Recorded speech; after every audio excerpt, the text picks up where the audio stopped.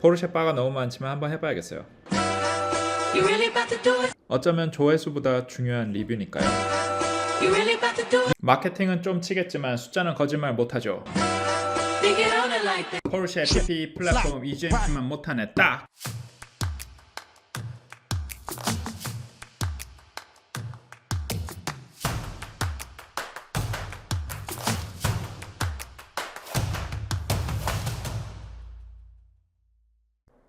안녕하세요. 드라이브타입 오디세이입니다. 이번 영상에서는 엔지니어 시선으로 본 포르쉐 마칸 EV에 대한 리뷰를 해볼까 합니다. 완전 새로운 플랫폼인 PPE 플랫폼을 적용한 마칸 EV인데요. 출시된 지는 한 1년 정도 되었어요. 그리고 이제 시장에 본격적으로 풀리고 있는 것 같은데, 그래서 리뷰 같은 것도 사실 유튜브에서 쉽게 찾아보실 수 있으십니다. 그런데 전반적인 모든 리뷰들이 제가 생각하는 그런 마칸의 평가랑은 사뭇 다른 점이 너무 많은 것 같아서, 그래서 저도 한번 영상을 찍어보게 되었어요. 또 지금 모델 Y 신형이 출시되었고, 모델 Y랑 그리고 기존에 있는 차들이랑 한번 비교해 보는 것도 재밌을 것 같아서 한번 영상을 찍어보게 되었습니다. 포르쉐와 아우디가 서로 합작하여 만든 프리미엄 플랫폼 일렉트릭 플랫폼이라고 하죠. PPE 플랫폼으로 이제 만든 첫 번째 차가 되겠는데요. 대략적으로 보면 이제 800V 배터리를 스케이트보드 형태로 이제 만들어서 전기 모터로 이제 구동하는 순수 전기차 전용 플랫폼입니다. 이 PPE 플랫폼 같은 경우에는 포르쉐에서 가장 잘 팔리는 차량인 마칸에 들어간 것뿐만이 아니고 앞으로 이제 카이엔이라든지 다른 차에도 들어갈 예정이라고 하는데요. 그렇기 때문에 굉장히 오랜 기간 포르쉐가 공을 들여서 만든 플랫폼이에요. 그런데 제 개인적으로 가장 실망스러웠던 부분은 바로 인버터 쪽이었어요. 프론트 드라이브 유닛의 인버터를 실리콘 인버터로 이제 채용을 했다라는 건데요. 이 부분이 저는 선뜻 납득이 가지 않았습니다. 테슬라 모델 3가 처음 발표되던 당시, 그러니까 한 2017년도 정도인데, 그때 테슬라에서는 실리콘 카바이드 기반의 인버터를 양산형 전기차에 본격적으로 적용한 사례가 되었습니다. 그러면서 이제 자동차 업계에 큰 센세이션을 일으켰죠. 일반적으로 전통적으로 이제 전기차 인버터는 실리콘 IGBT 트랜지스터를 사용을 했었지만, 테슬라 모델 3부터는 실리콘 카바이드 모스펫 트랜지스터를 사용한 인버터를 도입하면서 이제 그 효율과 주행거리를 엄청나게 이제 향상시킬 수 있었어요. 실리콘 카바이드 트랜지스터는 실리콘 트랜지스터 대비해서 거의 모든 성능이 더 우월합니다. 이제 발열도 적고 효율, 이제 DC에서 AC로 변환하는 효율도 굉장히 우수하고요. 실리콘 트랜지스터 대비 또 높은 볼티지와 높은 커런트를 또 사용할 수 있기 때문에 패키징이라든지 이런 면에서도 굉장히 유리한 면이 많아요. 근데 이제 그동안 전기자동차에 적용이 못했던, 그러니까 지금으로 한 10년 정도는 아닌데 9, 8년 전 정도에는 전기차에 실리콘 카바이드 인버터를 도입을 못했던 이유는 이 실리콘 카바이드 자체가 만들기가 힘들었기 때문이에요. 이제 실리콘 카바이드가 전통적으로 이제 고가의 소재였는데, 그 이유는 여러 가지가 있을 수 있겠는데 가장 큰 이유는 이제 웨이퍼 자체가 이제 만들기가 좀 힘들다라는 그런 특성이 있어서 그렇습니다. 이제 실리콘 같은 경우에는 저도 자세히는 잘 모르지만 실리콘 그런 용액에다가 담궈 놓으면 결정이 이제 잘 만들어져서 이렇게 웨이퍼가 점점 자라나게 되는 거죠. 그걸 이제 쫙 결정을 꺼내서 슬라이스를 하면은 이제 웨이퍼가 만들어지는 건데, 실리콘 카바이드 웨이퍼는 그렇게 만들 수가 없어요. 제가 알기로는 그렇게 만들 수가 없고, 아마 용광로 같은 그런 기술로 이제 실리콘이랑 이제 카본이랑 여러 가지 재료를 넣고 가열을 해서 만들어야 하는 걸로 알고 있습니다. 그렇기 때문에 이제 대량 생산하기가 쉽지 않은 그런 문제점이 있었죠. 테슬라 모델 3 이후에 이제 이 실리콘 카바이드 인버터 기술도 획기적으로 변화가 오게 되면서, 사실 이후에 이제 전기차 시장에는 약간 표준이 되어 버렸어요. 지금 현대차라든지 거의 대부분의 모든 자동차 회사들이 실리콘 카바이드 인버터를 채택하고 있고, 그렇게 해서 거의 대부분 높은 효율 그리고 굉장히 우수한 가속 성능 등을 이제 보여주고 있습니다. 그런데 이제 제가 가장 황당했던 거는 이 포르쉐 프리미엄 이제 차인데 앞에 전륜 모터 인버터가 실리콘 인버터가 들어가 있다라는 거예요. 물론 모터가 그렇게 큰 모터는 아니에요. 굉장히 이제 스테이러 길이도 짧은 모터고 그렇기 때문에 실리콘 인버터로 만들어도 인버터 자체 크기가 그렇게 크지는 않고 제 생각엔 발열 같은 것도 그렇게 많을 것 같지는 않고 또 거기서 에너지 로스가 생각보다 많이 일어난다라고 해도 이제 모터 출력 자체가 낮으니까 거기서 잃어버리는 로스 자체가 그렇게 많지는 않겠죠. 그러니까 뭐 여러 가지로 봤었을 때는 합리적인 선택이었을 수도 있는데 그런데 이제 프리미엄 차에 널 인버터인가라고 얘기를 해보면 좀 그렇다는 생각은 안 들어요. 그러니까 좀 되게 원가 절감을 세게 했다 그런 생각이 많이 드는 것 같습니다. 또 웃긴 건 포르쉐가 이 실리콘 카바이드 인버터 기술이 없는 게 아니에요. 뒤쪽에는 또 실리콘 카바이드 인버터를 넣었어요. 후륜 모터는 실리콘 카바이드 인버터가 들어갔고 앞에는 실리콘 인버터가 들어갔는데 이것도 사실 좀 납득이 안 되는. 그러니까 사실 개발하는데도 좀 쉽지는 않을 것 같은데 굳이 이렇게 해야 하는 이유가 뭐였나라고 생각해보면 제 생각에는 가장 큰 이유는 뭐니 해도 코스트 절감이 가장 크지 않았을까 그런 생각이 듭니다. 그러니까 프리미엄 아키텍처라고 해서 새로 나온 건데 개인적으로는 좀 실망스럽다라고 할 수 있죠. 그 외에도 드라이브 유닛 이제 베리에이션이 개인적으로 좀 이해가 안 돼요. 전류는 이제 좀 작은 사이즈의 퍼머넌트 마그넷이 들어간 드라이브 유닛을 가장 기본인 마칸 4부터 터보까지 가장 하이 트림의 터보까지 다 동일하게 들어가고 있어요. 근데 뒤쪽 모터는 사양이 다 조금씩 달라요. 예를 들면 4에 들어가는 후륜 모터랑 4S에 들어가는 후륜 모터의 기어비가 또 달라요. 그러니까 4는 이제 스테이터가 터보보단 좀 더 짧은, 그러니까 출력이 적게 나오고 그리고 거기 들어간 이제 실리콘 카바이드 인버터도 전격 이제 RMS 커런트 출력이 좀 더 낮아서 출력이 훨씬 낮은 모터인데 4S는 모터랑 이제 인버터는 똑같은데 기어비를 살짝 더 바꿔서 출력을 더 올린 것 같고 그러면서 터보로 가면서는 4S의 기업인데 스테이터 길이를 더 늘려서 출력을 늘리면서 동시에 이제 인버터 쪽 출력도 올라가니까 그쪽에는 900 M이 되는 이제 실리콘 카바이드 인버터를 적용해서 드라이브 유닛을 구성을 했더라고요. 그러니까 4S, 터보 세 개 다 서로 다른 리어 드라이브 유닛을 쓰는 거예요. 공용하는 게 아니고. 이런 거 보면은 조금 납득이 안 되는 그런 부분이 있어요. 이제 배터리에 대한 이야기를 해보면은 포르쉐 마칸 EV는 이제 중국의 대표적인 배터리 제조사인 CATL에서 100kWh짜리 고전압 배터리를 탑재하고 있습니다.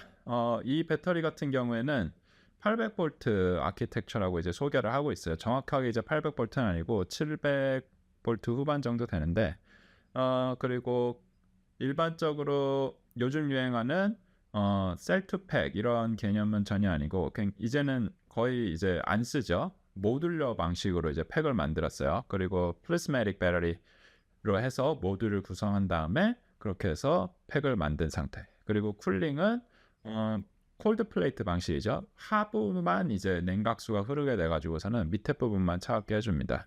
그렇게 하는 배터리로 구성이 돼 있고 그리고 무려 100kWh 그러니까 100kWh나 되는 굉장히 큰 용량의 배터리를 탑재를 하였어요. 그러니까 차 급에 비하면은 굉장히 큰 배터리라는 생각이 듭니다. 그래서 또 프리스매틱 배터리 각형 배터리를 쓰면서 각형 배터리가 이제 실린더리컬 셀보다는 그런 부피 측면에서 유리한 점들이 있거든요. 공간이 남는 게 없기 때문에. 그래서 휠 베이스 같은 것도 굉장히 컴팩트하게 만들 수 있었던 것 같아요. 근데 이제 좀 놀라운 거는 모듈러 방식 아직도 쓰고 있다라는 거고 거기다가 100kWh나 되는 정말 거대한 배터리 팩을 이 작은 차에 넣었다라는 거예요. 그리고 모터는 무료 베리에이션을 3개를 다 다르게 가져가는데 팩은 베리에이션이 없어요. 그냥 이거 팩은 사이즈는 하나입니다.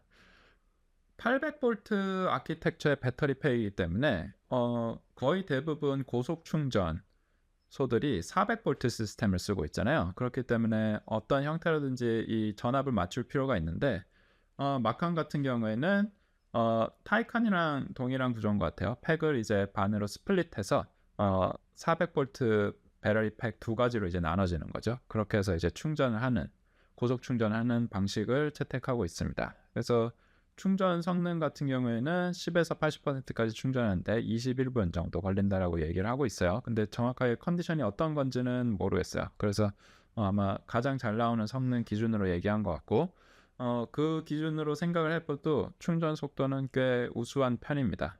이게 400V로 충전한 건지 800V로 충전한 건지에 대한 얘기도 사실 없는데 제 생각에 아마 800V 차저로 충전하지 않았을까 그렇게 생각이 듭니다. 근데 이제 픽 파워 자체가 270kW 정도밖에 안 되기 때문에 800V 아키텍처 치고는 출력이 또 안 나와요. 이것도 조금 왜 이럴까 이런 생각이 좀 많이 듭니다.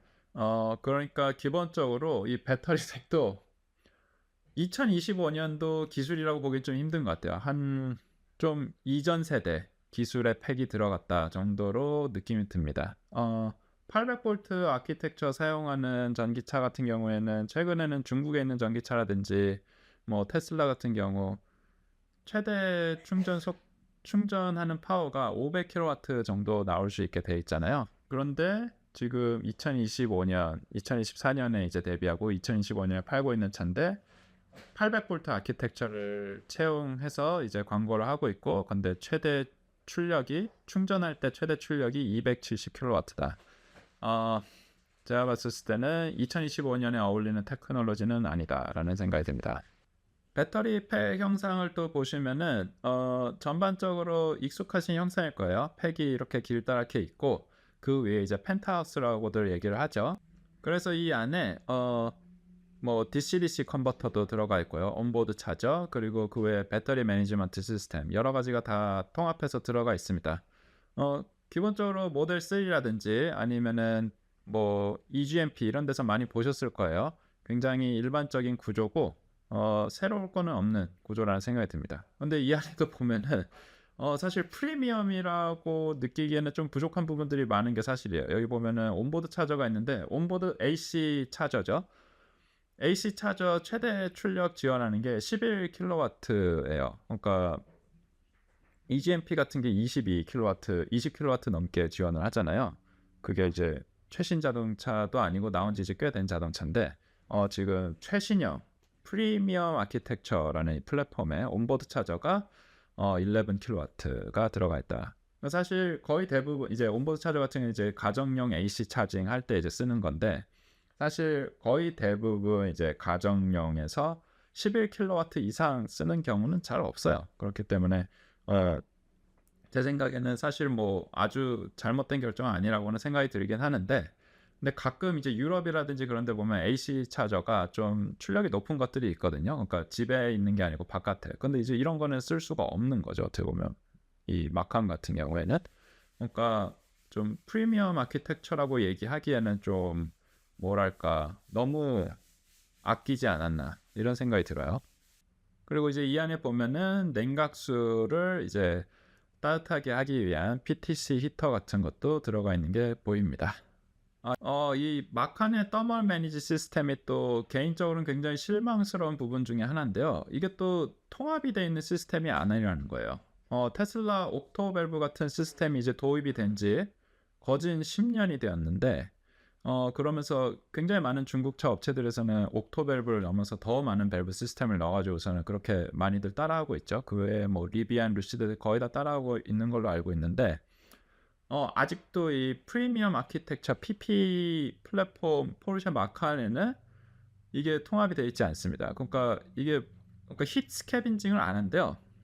이게 좀 황당한데 예를 들어서 추운 겨울날 슈퍼차지에서 배터리 충전을 하고 있었다라고 해볼게요. 그런 다음에 이제 충전이 다 끝나고 출발을 한다라고 하면은 배터리 이제 굉장히 따뜻하기 때문에 냉각을 해줘야 하게 되죠. 그런데 이 이 쿨런트에 있는 열을 캐빈으로 다시 돌려보내는 거예요. 그래서 캐빈이 따로 에너지를 쓰지 않고 그 따뜻한 냉각수 온도를 이용을 해가지고서는 실내를 따뜻하게 만들어 주게 하는 거죠. 그러니까 배터리에 있는 열을 이제 실내 내부를 따뜻하게 해주는 그런 역할을 할 수 있게 쿨런트 시스템이 다 통합이 되어 있는 거예요. 이게 뭐 그렇게 새로운 기술은 아니고 테슬라에서 옥토밸브를 보여주면서 이런 쿨런트 통합형 시스템을 보여줬고, 그 다음에 거의 이제 업계 표준이 되었죠. 이제 공개된 지 워낙 오래됐으니까. 근데 지금 2025년에 나온 차에 아직도 이런 통합형 시스템이 안 돼 있다. 굉장히 좀 약간 좀 황당한 것 같아요. 그러면서 또 재밌는 점은 힛펌프는 또 도입을 했다라는 거예요. 그래서 힛펌프도 있고 PTC 히터도 있고 그렇게 해서 구성을 해놨는데 좀 전반적으로 좀 이해가 안 되는 그런 구성이에요. 이 더멀 매니지 시스템 같은 경우에는 차를 처음 계획하는 단계부터 사실 결정이 돼야 하거든요. 왜냐면 하드웨어적인 부분이 워낙 많기 때문에 일단 결정이 되면은 뭐 차후에 업데이트하는 게 거의 불가능에 가까워요. 그래서 이 PPE 플랫폼이라는 거를 사용을 해서 많은 차들이 이제 앞으로 더 나올 건데 제 생각에는 여러 가지로 봤을 때 좀 잘못된 선택이 아닌가 이런 생각이 좀 듭니다. 그래서 한번 차의 전반적인 효율을 한번 살펴볼게요. 이제 EPA에서 하는 레인지 테스트 결과가 이제 퍼블릭에 오픈이 되어 있는데요. 그 레인지 자료를 토대로 한번 제가 분석을 해봤어요. 그래서 EPA 데이터베이스 이제 이게 누구나 볼 수 있게 오픈이 되어 있어요. 그래서 들어가서 보시면은 거의 미국에서 차는 거의 모든 차종의 이제 그런 결과들을 열람을 하실 수 있습니다. 이 레인지 테스트를 하기 전에 제일 먼저 얻어야 하는 것 중에 하나가 바로 차의 전체 드래그 저항이 어느 정도 되는지를 알아내야 합니다. 이 저항을 알아내기 위해서 가장 보편화된 방법은 코스트 다운이라는 테스트 방법이 있어요. EPA의 코스트 다운 하는 시험 방법을 보게 되면은 차 속도를 이제 70마일까지 올린 다음에 거기서 이제 기어를 뉴트럴로 빼고 그리고 브레이크를 밟지 않는 거예요. 그래서 직선으로 계속 쭉 하고 코스팅을 하게 되는 겁니다. 그러면서 거기까지 가게 된 거리와 속도를 이제 측정을 한 다음에 그거를 기반으로 해서 각 속도별 차가 받고 있는 저항이 어느 정도인지를 이제 계산을 해서 이 커브 피팅을 해가지고서는 각 코에피션트들을 이제 찾게 되는 작업인 거예요. 그래서 이 코에피션트를 기준으로 해가지고서는 동력계에 이 값이 들어가게 되면서 차량의 저항을 계산하게 되는 것이죠. 그래서 이 코스트 다운으로 차량의 전반적인 저항 값을 구할 수 있게 돼요. 그러니까 차량이 시속 100km/h일 때 저항이 어느 정도 되는지 그런 거를 이제 측정을 할 수 있는 거죠, 실험으로. 그렇게 되면은 이 저항에는 크게 이제 세 가지 엘리먼트로 구성되어 있다라고 할 수 있을 것 같아요. 첫 번째는 이제 타이어에 이제 구름 저항, 롤링 레지스턴스가 있게 되었고, 그리고 이제 그 외에 다양한 이제 미케니컬 컴포넌트들이 있잖아요. 기어도 있고 그런 데서 오는 미케니컬 드래그 항목이 있게 되었고, 그 다음에 자동차에서 가장 거대한 저항인 이제 에어로 드래그가 포함이 됩니다. 그래서 실제로 이 코에피션트 ABC를 찾게 되면은 컨스턴트 항목인 A 같은 경우에는 실질적으로 타이어에서 거의 대부분 오는 경우가 많아요. 이제 타이어의 CRR이라고 하죠. 롤링 코에피션트 오브 롤링 레지스턴스가 일반적으로 이제 차량 속도랑은 상관없이 늘 일정한 값을 가지기 때문에 그래서 이 상수 코에피션트 같은 경우에는 타이어라고 보시면 될 것 같고, 근데 이제 그러면은 이 리니어한 이제 B 텀 같은 경우에는 이게 거의 대부분 이제 미케니컬 컴포넌트에서 오는 드래그라고 보시면 될 거예요. 그리고 이제 이제 C죠. C 코에피션트 같은 게 에어로 드래그 속도에 이제 제곱해서 저항값이 올라가게 되는 그런 모습을 보여주게 됩니다. 그래서 저속일 때는 이 에어로 항목이 거의 없는데 고속으로 올라가면 올라갈수록 에어로 드래그가 기하급수적으로 커지는 걸 보실 수 있으세요. 그래서 레인지가 특히나 중요한 전기차에서는 이 에어로 드래그를 줄이는 게 굉장히 중요한 개발 목표 중에 하나예요. 그래서 이 마칸도 굉장히 우수한 에어로다이나믹을 만들었다라고 홍보를 굉장히 많이 합니다. 그래서 CD 개수를 무려 0.26 정도 되는 수치를 만들어냈다라고 해요. 기존 마칸, 그러니까 내연기관 마칸 대비 거의 0.1 정도 줄었다라고 이제 본인들이 이야기를 하는데 그 굉장히 개선이 된 수치거든요. 그래서 굉장히 좋은 공기 저항 수치인데 여기 그래프를 그려서 보게 되면은 실질적으로 그렇게 뛰어나 보이지가 않아요. 이게 더 재밌는 부분인데 이제 모델 Y 여기 나와 있는 모델 Y는 뉴 모델 Y는 아니고 이제 이전 모델 Y예요. 그러니까 요번에 신형 모델 Y가 나오면서 공기 저항 계수가 더 좋아졌죠. 이제 0.01 정도를 더 줄일 수 있었는데 그게 아니고 그 이전 거고 그리고 여기 현대 아이오닉 5도 이제 넣어놨어요. 현대 아이오닉 6 같은 경우에는 굉장히 에어로다이나믹이 우수한 차 중에 하나죠. 현대에서 만든 것 중에 가장 우수하다라고 하는데 0.22, 21 뭐 이렇게 되게 낮은 수치였는데 이 아이오닉은 이제 아이오닉 5는 그 정도는 아니에요. 0.28이었던 것 같아요. 288? 뭐 한 그 정도.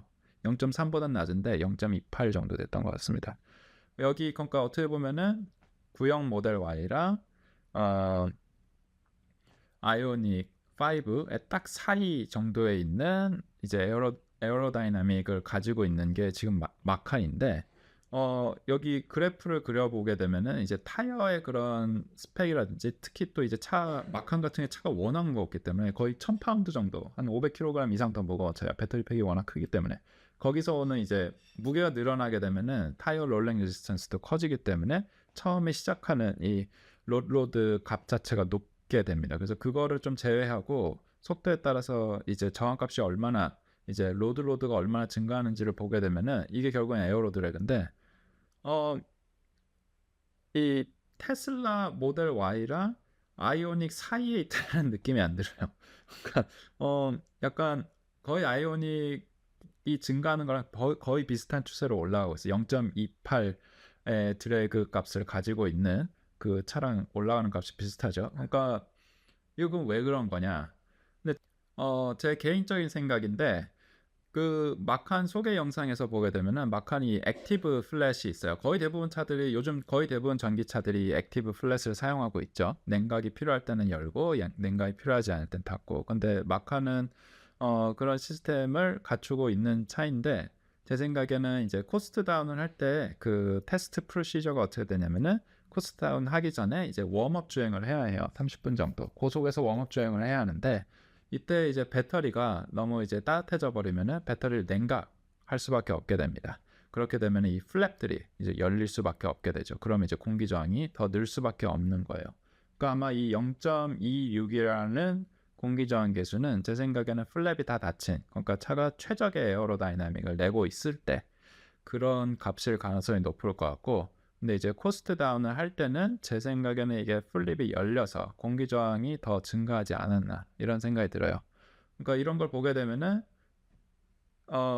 굉장히 또 그런 레거시 업체 자동차 만들기 방식이 좀 보이는 것 같아요. 그러니까 에어로다이나믹 팀은 그냥 에어로다이나믹 팀들을 일하고 배터리 매니지먼트 팀은 배터리 매니지 팀들을 일하고, 그러니까 이제 이 인테그레이션 이제 이 그러니까 대화가 이제 잘 안 되는 거죠. 이렇게 좀 다 같이 일을 해야 하는데 그런 부분이 좀 잘 안 되고 있지 않나. 근데 이런 부분은 소프트웨어 업데이트라든지 이런 걸로 좀 해결할 수 있는 방법들이 많이 있으니까 차후 더 좋아질 수 있다라고 생각이 들어요. 근데 일단 조금은 실망스럽다라는 점입니다. 그래서 결론적으로 레인지가 얼마나 되냐, EPA 기준으로 이제 분석을 해보게 되면은 모델 Y 그리고 2025년도 이제 아이오닉 5랑 비교를 해도 굉장히 이제 레인지가 우수하다라고 볼 수는 없는 것 같아요. 배터리 팩은 이제 훨씬 크거든요. 거의 한 20% 정도 큰 배터리 팩을 채용을 했는데 그에 불구하고 레인지 자체는 실질적으로는 더 적죠. 그러니까 좀 실망스러운 부분인 것 같아요. 차량 전체 이제 플랫폼 효율만 보게 되더라도 그 코스트 다운 결과도 좀 실망스럽고, 그리고 실리콘 인버터를 썼기 때문에 당연히 이제 모터의 효율도 안 나올 것이고, 또 요번 마칸 같은 경우에는 드라이브 유닛에 그 클러치가 안 들어가 있어요. 그래서 클러치가 안 들어있기 때문에 평소 일반 주행할 때는 늘 이제 후륜 모터로만 구동을 하고 있는데, 그러면 전륜 모터에 거기 이제 퍼머넌트 마그넷 그 연구 자석이 들어가 있기 때문에 이 연구 자석이 돌면서 계속 이제 EM 이 일렉트로닉 마그넷 필드를 계속 만들고 있단 말이에요. 그렇기 때문에 그게 이제 어마어마한 저항이 되거든요.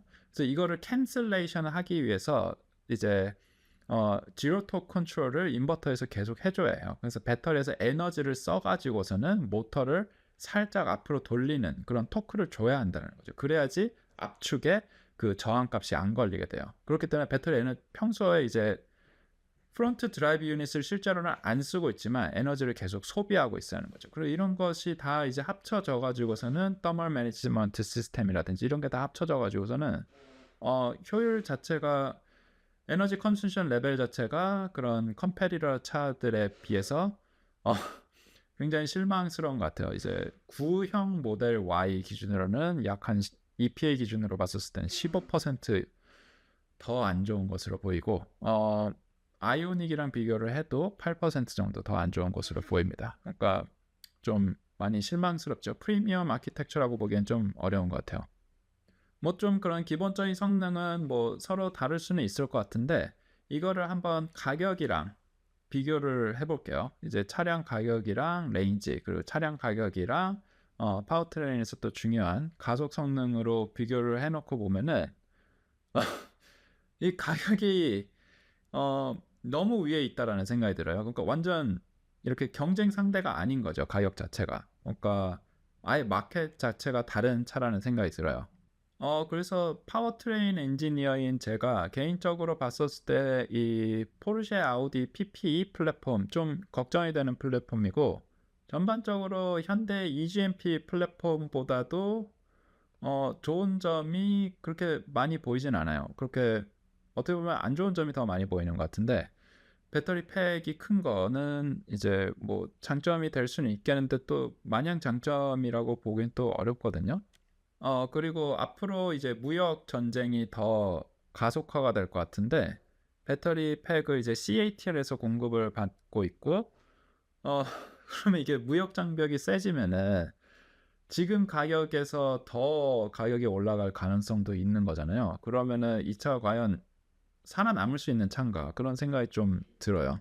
종합해서 이야기를 해보자라면은 파워트레인만 딱 놓고 보면은 2025년도 기술이라고 보긴 좀 어려운 것 같아요. 현대 EGMP를 폭스바겐에서 만들었다 정도의 느낌이고 굉장히 아쉬운 점이 많은 플랫폼이라는 생각이 파워트레인이라는 생각이 들어요.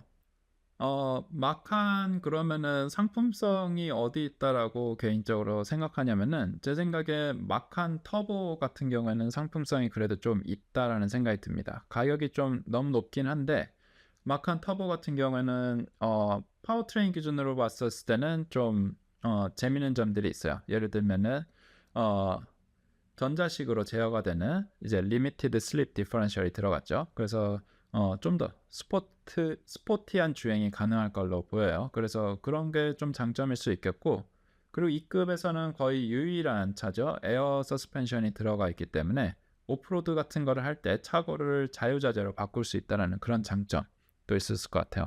그래서 이런 걸로 봤었을 때는 확실히 장점은 있어요. 그러니까 다시 한번 정리를 하면은 약간 작은 차가 필요한데 SUV였으면 좋겠고 그러면서 약간 스포티한 아주 빡센 주행까지는 아니지만 어느 정도 뒤를 날려 탈 수 있는 아이오닉 5N 정도는 아니지만 어느 정도 드리프트를 살짝 허용하는 수준의 그런 차였으면 좋겠고 그러면서 가속도 나쁘지 않았으면 좋겠고 동시에 오프로드도 좀 할 수 있겠고 그런 사람들을 그러면서 또 포르쉐였으면 좋겠다라는 사람들을 위한 차라는 생각이 듭니다. 그래서 그런 분들한테는 거의 유일한 선택지인 것 같긴 해요. 이제 포르쉐에서 배포한 영상에서 보면은 이렇게 트랙에서 이렇게 드리프트를 하면서 타는 영상을 굉장히 많이 올려놨어요. 그리고 무게 배분도 뒤쪽에 좀 더 무게가 있는 느낌으로 되어 있는데 이걸로 봤었을 때는 이제 굉장히 이제 스포티한 주행이 가능한 차로 보입니다. 근데 또 그런 구성을 봤었을 때, 특히 저 드리프트 되는 모션을 봤었을 때, 그 드리프트가 잘 되는 차라는 느낌은 안 들어요. 어, 아이오닉 5N이 있기 때문에 이 부분도 사실 경쟁력이 좀 없다라는 생각이 들고, 아이오닉 5N 같은 경우는 굉장히 이제 길게 드래프트를 뽑고 갈 수 있는 주행이 가능한 차인데, 이 차는 지금 영상으로만 봤었을 때는 그 정도로 이제 시원하게 드리프트를 할 수 있는 차처럼 보이진 않습니다. 이제 짤막짤막하게 드리프트를 할 수 있을 것 같다라는 생각이 들어요. 그래도 이제 아이오닉 5N이 안 되는, 이제 차고 조절이 되는 에어 서스펜션이 들어가 있기 때문에 오프로드 주행이 가능하다, 이런 건 또 장점이긴 한 것 같아요. 그래서 이런 두 가지 능력이 둘 다 필요하신 분들한테는 추천드릴 만한 차다. 근데 이제 이거는 이제 마칸 터보만 얘기하는 거고, 마칸 4라든지 마칸 4S는 사실 좀 상품성이 있다라고 얘기하기는 좀 힘든 것 같아요. 포르쉐와 아우디가 이제 합작해서 만든 이 PPE 플랫폼인데, 이 플랫폼을 기반으로 해서 다양한 차들이 나올 예정인 것 같아요. 아우디에서도 뭐 그런 SUV가 나올 것 같은데, 개인적인 생각으로는 제2의 이트론 GT가 될 것 같다는 생각이 강하게 들고요. 제일 걱정되는 거는 많은 사람들이 이제 사랑하시는 포르쉐의 이제 소형 로드스터죠. 이제 박스터를 이 PP 기반으로 이제 만들고 있다라고 하는데, 이거 제 생각엔 쉽지 않을 것 같아요. 이것도 쉽지 않을 것 같고, 그래서 뭔가 좀 다른 돌파구가 필요할 것 같다라는 생각이 듭니다.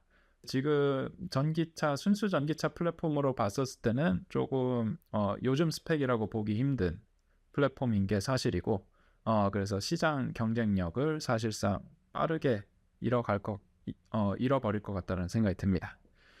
어떻게 보셨나요? 좀 다른 유튜브 리뷰들이랑은 많이 다른 내용이라는 생각이 들어요. 거의 대부분 포르쉐 마칸 칭찬 많이 하는 리뷰밖에 저는 사실 못 찾아봤는데, 확실히 브랜드의 파워가 강하다라는 생각이 들어요. 포르쉐 저도 타봤는데 굉장히 이제 멋있어요. 차고 있으면은 우리가 흔히 진짜 대단한 표현이라는 생각이 드는데, 그 하차감이라는 표현들 많이 쓰시잖아요. 그래서 하차감이 있는 차인 거는 확실한 것 같아요. 근데 이 하차감이라는 게 뭐 포장을 해서 이야기해서 그렇긴 하지만 사실은 이게 허영심인 거잖아요. 그래서 이제 그런 거를 놓고 봤었을 때, 엔지니어 시선으로 봤었을 때 이 포르쉐 마칸이라는 리뷰를 한번 해보고 싶었고, 그리고 여기에 나와 있는 내용들은 다 이제 제 개인적인 의견임을 다시 한번 말씀드립니다. 다음번에 또 재밌는 내용 있으면은 또 찾아뵙는 걸로 할게요. 그러면 여기까지 해볼게요. 그럼 안녕.